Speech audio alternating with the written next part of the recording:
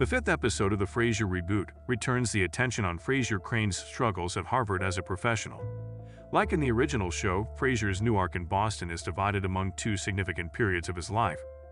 In addition to navigating his way into a brand new career as a Harvard educator, he must also continue to work on his relationship with Freddy, which has seen ups and downs in the first 4 episodes of the show. The change from a private practice in Cheers to becoming a radiotherapist was smoother, but not without some bumps along the way. His experiences at KACL were well recorded. But this time, Frasier has to learn how to play office politics in addition to getting used to teaching a class.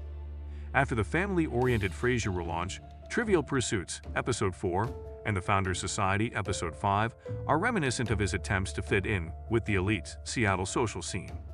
In an attempt to feel like he belongs, Frasier gives in to his negative impulses.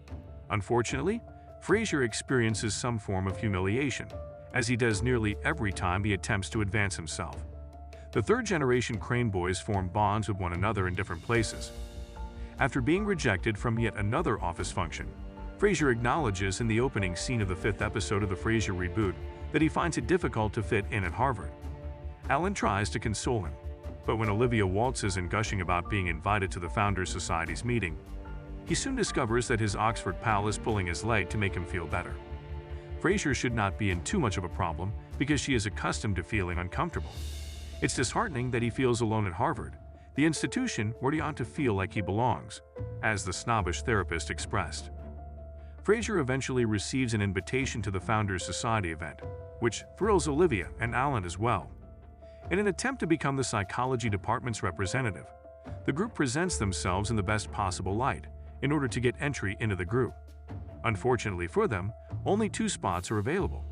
Therefore, they will have to leave out one member of their group. After what seems like a strong team effort, Olivia is betrayed by Alan and Frasier. They have no idea that she is aware of their schemes and takes independent action to secure her place in the select group. Left on his alone at home, expecting for a quiet night in, Freddy watches Frasier and his Harvard pals play office politics. However, when David unexpectedly shows up and tries to connect with his cousin, things don't go as planned. The son of Niles and Daphne remains in his uncle's apartment because he struggles to interpret social cues. The cousins are actually spending time together for the first time. David behaves more like a high school student than a college student, especially when it comes to socializing. His cousin is caught off guard when, in an unexpected turn of events, he asks Freddy about possibly taking Eve out on a date. But Freddy ends up letting it happen because he doesn't want to be accused of having affections for Eve, and he knows she won't give David a chance. As it turns out, Frasier's kid was right all along. David lacks courtship skills. Startled by David's lack of confidence while approaching girls, Freddy decides to teach him how to play the game. It shouldn't come as a surprise that Freddy has more experience in a romantic environment than David, even though the Frasier revival hasn't truly depicted him in one. Freddy exudes confidence in his ability to pick up women, and he firmly believes that his background as a firefighter aids in this area. Although Eve senses that Freddy is bragging, she is not as taken by his skills as David is. Their entire conversation is funny as Freddy becomes more and angrier at his cousin's actions. Curiously, the scene also includes fresh allusions to his parents, addressing their son's earlier jab over Niles and Daphne being absent from the Frasier revival. First, much like his father did with his mother, David asks if he can smell Eve's hair. Furthermore, he falsely asserts that his father is excellent with girls. Nothing much comes of Freddy's attempt to help his cousin become more comfortable approaching girls. David is still a social misfit, so Episode 5 exposes him to actual situations rather than keeping him in a fictitious setting. After arriving in Mahoney's, the new pub for the Frasier revival, the 3 of them start talking to a fellow Harvard student, David's unexpected conversation starter. Even more intriguingly, they immediately click and leave the pub together, much to Eve's and Freddy's surprise.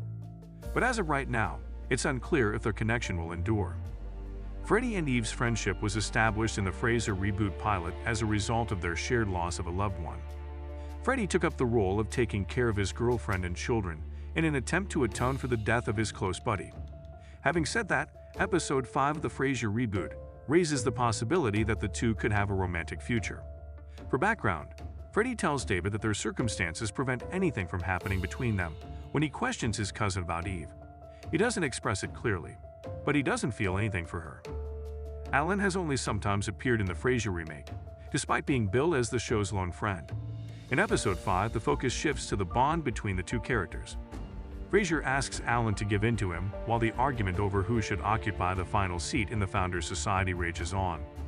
Before they reunited in Oxford, he talks about how his British friend owed him for constantly getting him into problems when they were together. Alan retracts his assertion, but their discussion proceeds into the building's basement, where things get more serious. However, in the end, Frasier is admitted to the Founders Society.